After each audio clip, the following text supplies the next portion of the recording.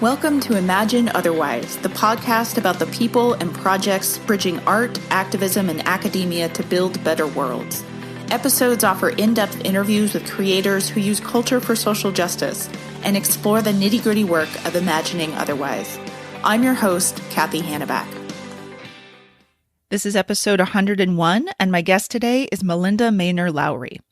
Malinda is a historian and documentary film producer who's a member of the Lumbee tribe of North Carolina. She's a professor of history at the University of North Carolina at Chapel Hill, as well as director of the Center for the Study of the American South. Her second book, The Lumbee Indians, An American Struggle, is a 300-year history of the largest American Indian community east of the Mississippi. Malinda's interests include oral history, American Indian migration and identity, school desegregation, federal recognition, religious music, and foodways, and she writes for both scholarly and general audiences. She has produced the Peabody Award-winning television series A Chef's Life, the Emmy-nominated feature film Private Violence, the feature film In the Light of Reverence, and two short films Real Indian and Sounds of Faith, both of which premiered at the Sundance Film Festival. In our interview, Malinda and I chat about how she weaves together family stories with official documents to tell a new history of the Lumbee Nation, using film documentary to expand definitions of what counts as Southern cuisine, the role of food in Indigenous sovereignty movements, and why valuing a world forever in community is key to how Malinda imagines otherwise. Thanks so much for being with us today, Malinda. Thanks for having me. It's great to meet you. I would love to start off by talking about your most recent book, The Lumbee Indians, which traces a new history of one of the largest Indigenous nations in North America. What got you interested in tracing Lumbee history in a new way? Well, I'm a member of the Lumbee tribe myself, and so I've been working off and on topics related to our history for about 25 years now. As soon as I kind of got out of my home environment and started getting a lot of quiz questions about how much Native are you, or what's a Lumbee, or there are no Indians in North Carolina, they're all dead, or those kinds of questions, I began to realize, of course, that folks didn't know the kind of history that I had the privilege of growing up with. And as vibrant and as thriving as North Carolina natives are, and Native people in general, a lot of that knowledge hasn't penetrated the general public. You know, their understanding of Native people is still very much stuck in the past. So for me, it was kind of started out, I guess, as something more personal, just to be able to share what I knew from a kind of different authoritative place. And so when I moved through my sort of first career as a documentary filmmaker and then into a second career as a historian, Lumbees kept coming back up as, you know, amazing examples, as our history containing amazing examples of what it's like to live with a degree of social and racial injustice in the United States, what it's like to overcome or at least create a new vision for your community in the midst of that type of social and racial injustice. And we have so many ways of knowing in our community that I think enrich anybody who wants to understand how we meaning the kind of United States, at least, we as a society got to this point. You know, there's so many windows into answering that question through Lumbee history that I wound up really sticking with it and then writing 2 books about it, which was much more than I intended to do when I started doing more academic research. You mentioned your earlier book, The Lumbee Indians in the Jim Crow South, and I'd love to talk a little bit about methodology for both of these texts, because you do something really interesting. You kind of weave together traditional historical research with archival sources like photographs and state records, these forms of documentation that historians are quite comfortable with. But you also weave those together with your own personal story and family story and these kind of narratives that you had access to in other ways. What, first of all, attracted you to that kind of mixed methodology, that multimedia or interdisciplinary methodology? And how did it maybe help you tell the history of the Lumbee tribe more specifically? Well, you know, from a young age, I've always loved to read, and I've loved to read stories, and especially stories written by I'll call them Southern writers, but when you think of Southern writers, you sort of limit yourself to white Southern writers. I'm also really thinking about African American writers that write from a kind of Southern orientation, or speaking to experiences that African Americans have indelibly marked on this region that I grew up in. And so that's people like Ralph Ellison and Toni Morrison and James Baldwin, as well as writers like William Faulkner, and a variety of voices from this region that really started to wake me up to the fact that there was an absence of Native people in that conception of what it means to be an American and what it means to be Southern. So as I was sort of living this experience of being an American, being a Lumbee, being a Southerner, I realized that the intersection of those experiences was not appreciated or elevated. In fact, that most people tended to want to talk about those experiences as separate things. But my love of fiction and my what grew into a kind of love of filmmaking and storytelling, you can't separate those things. I mean, they're not separated in people's real lives. And so why try to write as if they are? Because you're not really giving us an accurate or robust picture of the past if you're striving too much to make these categories of race and identity and nation so distinct. But in the field of historical scholarship, there's just not too many models really for how to do that. And I don't have a fiction writer voice as much as I've tried, or wanted to write fiction and poetry. It's not something that comes naturally to me. And so I have always loved writing from a place of informed research and being able to kind of write in such a way that would stitch pieces of a puzzle together. And so my family stories became a piece of the puzzle to help readers get the broadest, most robust picture of Lumbee history.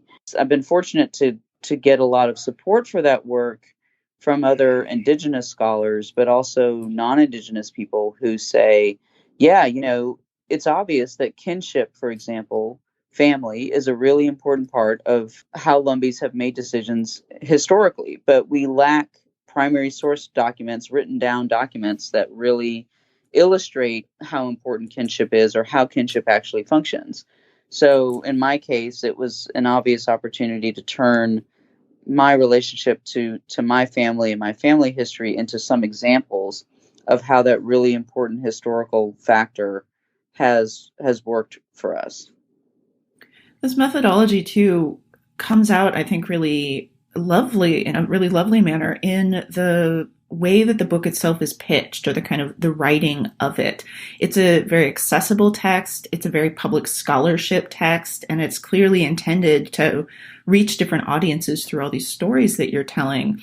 And I'm curious what draws you to public scholarship, or that more kind of public voice that many scholars across various disciplines struggle to emphasize, particularly in the context of the academy, where we don't tend to get a ton of training in that. What draws you to public scholarship as a genre? Well, I think it's kind of organically driven by my actual membership in the public. I am a member of the public, even as I'm also a member of an academic community. And the languages that academics use to speak about matters of concern to historical interpretation, just one example, that's a very powerful language, and it's important, and it injects classroom teaching. One of our most important sort of arenas of civic engagement is in public education. So, historical scholarship injects public and private education in a really important way. But, I myself have found it sometimes frustrating, I suppose, to read texts that use language that doesn't speak to me as a member of the public, or to me as a Lumbee, as a citizen of the Lumbee Nation, or as a citizen of the American nation. So, fundamentally, I think the real gift of American Indian history and the way that we go about doing it, for those of us that specialize in it, is that, especially in the last 20 years, it's seen as largely unacceptable to do this work in the absence of a relationship with a Native community, or certainly the Native community that is the descendants of the folks that you're writing about, if you're writing about the deeper past. And I think that applies to scholars who are both Native and non-Native. You know, you don't have to be Native to appropriately, ethically, and meaningfully engage with Native people. And as scholars, it's sort of built in much more concretely into the way we teach one another and our methodology now to say, what is the impact of these narratives on contemporary people now?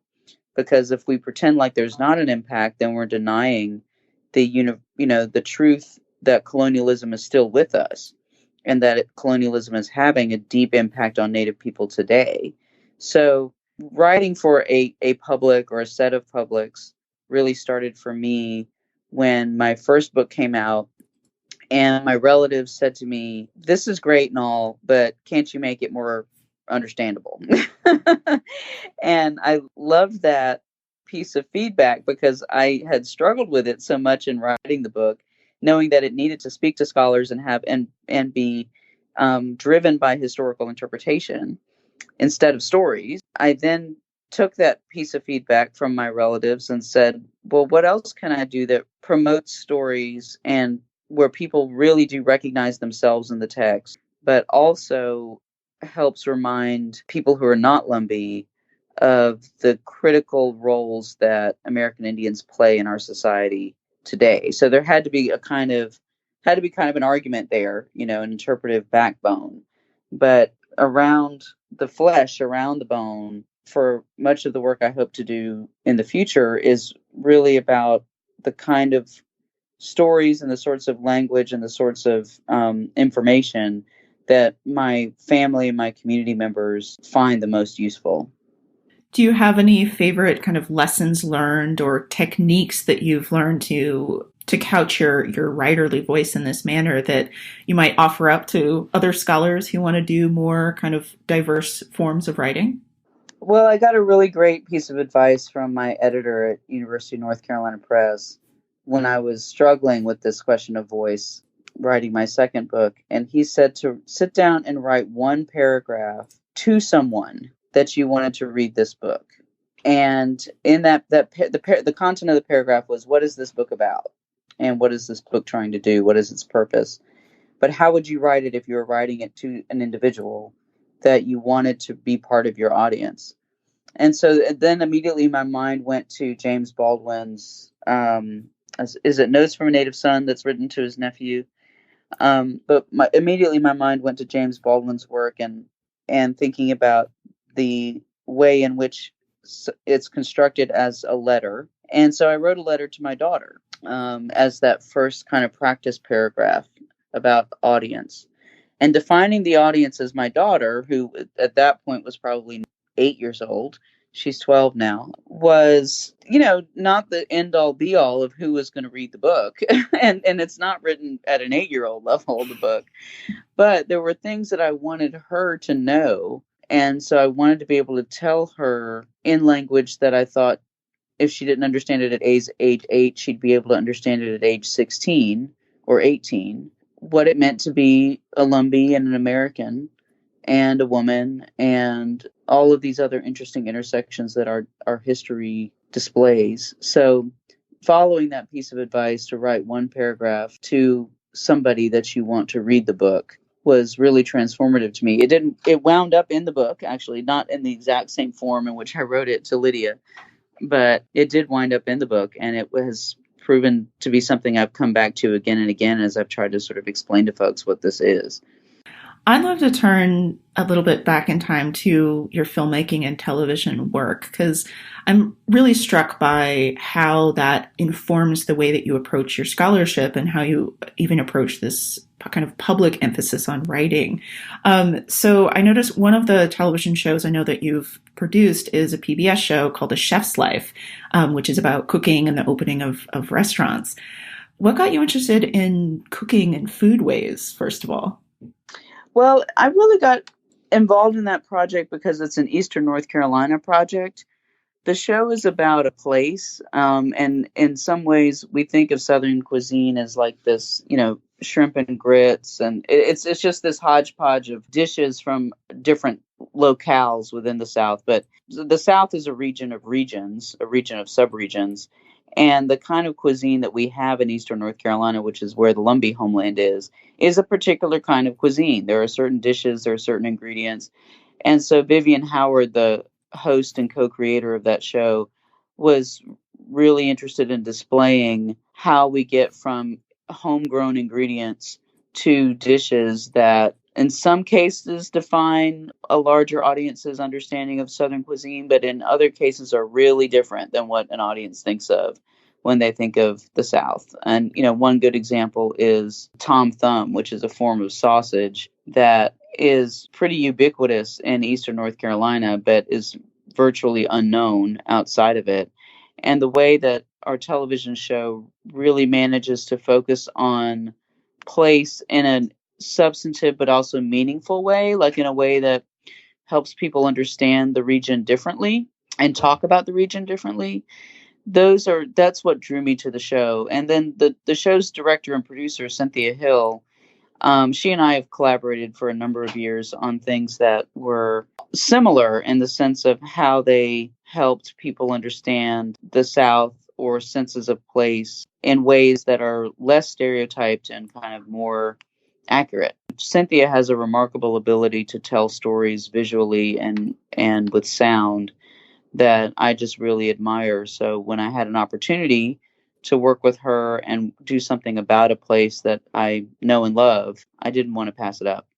I've noticed among several of the guests that I've had on this show, the topic of Indigenous food sovereignty has come up as a key form of how those guests kind of navigate their sovereignty activism. The importance of reclaiming Indigenous diets, crops, recipes, foodways, food histories, ways of approaching cooking. I'm curious, in your research across your various projects, both the scholarship, the books, as well as your film and television work, how has food sovereignty or maybe reclamation shown up for you? I got interested in Lumbee foodways in particular because of some of the ironies that are associated, not so much with the way we cook food or that we handle food, but the ways our foodways are talked about or sometimes just ignored by outsiders. So when talking about Southern cuisine, for example, there's a fair amount of attention paid to the European and African influences on iconic dishes of Southern foodways. But if Native American contributions are acknowledged, they're described usually as corn a couple hundred years ago, and then we're left out of the story. Fast forwarding to our contemporary situation in the 21st century, when Native people in Robeson County and in North Carolina are faced with epidemic rates of food insecurity, it's no surprise really that that erasure has resulted in our inability to feed ourselves on our own land. So it's sort of like, so the way that Southern Foodways has kind of been elevated and talked about has been part of this larger settler colonial project to come take over a place, erase its people, and then impoverish those people in their own home. And so the ways that Native food has been left out of the Southern Foodways conversation is something that I care about a lot. I think it speaks to issues of food sovereignty, because when Lumbee people, there are Lumbee people who are organizing a Native Foodways event every year, around Thanksgiving, but there's way more than just Thanksgiving when it comes to attention paid to Native foodways. But people are really thinking consciously kind of around that time of year to elevate, the relationships between natives and settlers. Well, for us, what needs to be elevated is the reality that there would be no settler foodways without native foodways.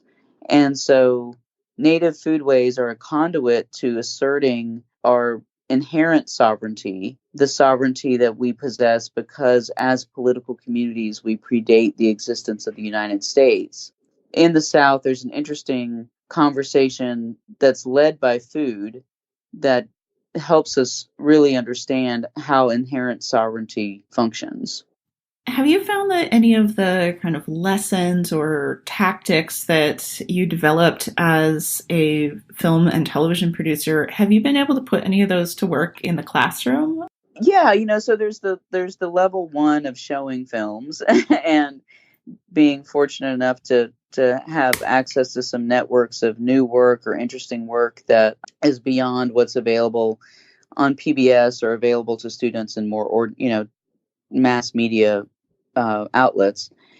Being able to show that work is incredibly important, and sometimes in the past, having brought those filmmakers to my classes or to campuses that I've taught on is a really powerful tool to bring forward Native ownership of film representation. So that by itself is a pretty significant way to turn around the appropriation energy that's been driven in our direction, especially by Hollywood and by filmmaking in general. The very origins of filmmaking in the United States were with Native people as subjects. So being able to then say Native people can control our representations through film, and here's all of the ways in which we do it, is a pretty phenomenal tool to use in a history classroom where you're trying to elevate Native perspectives on their own history and find the source material that Native people themselves have produced in order to tell a more accurate version of history. So I use film a lot in a variety of classes, and I especially try to use film made by Native people as much as possible, where Native people have been deeply involved in the production and the storytelling.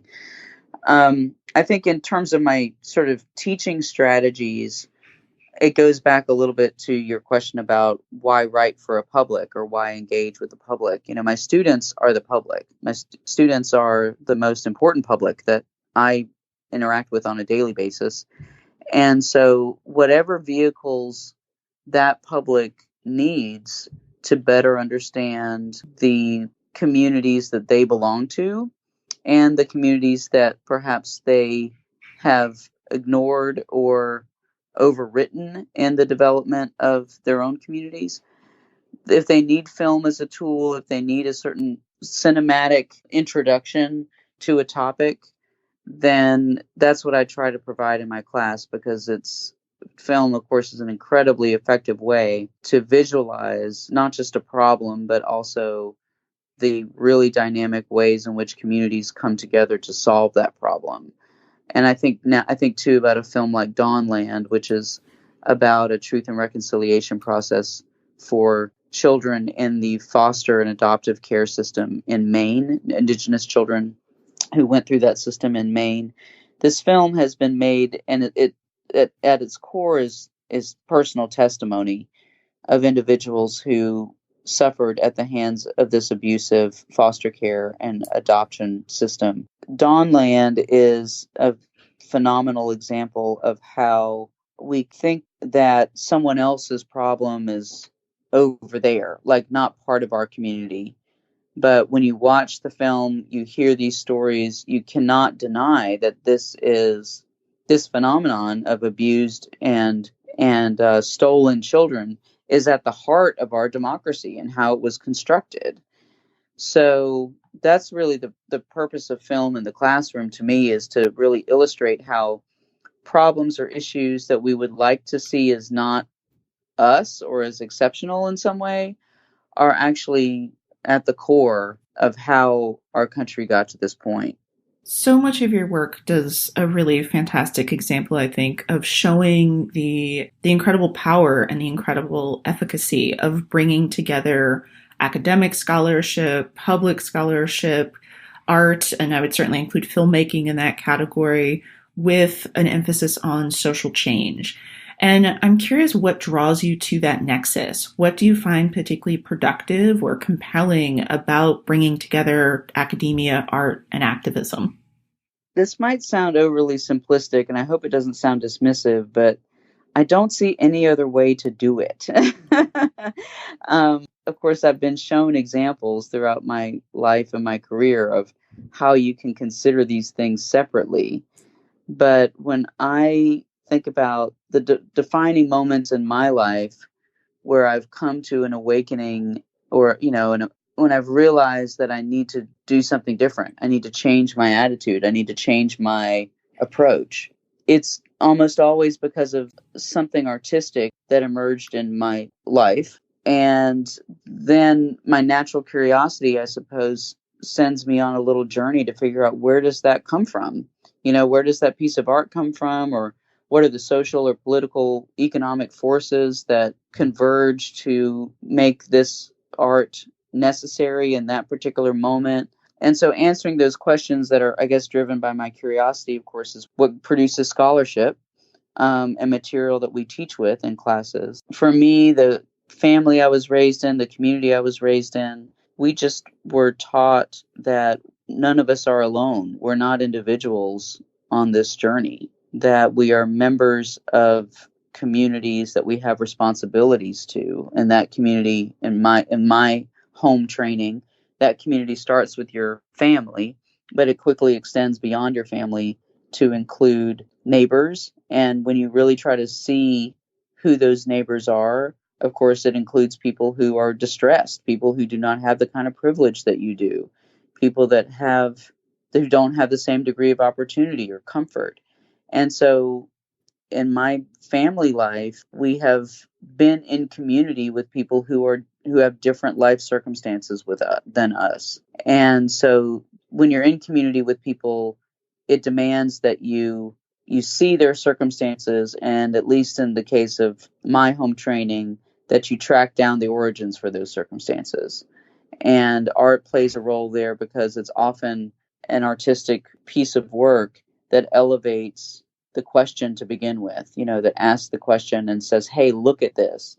And that's what I love about documentary filmmaking, is that it really looks at things that no one else will look at.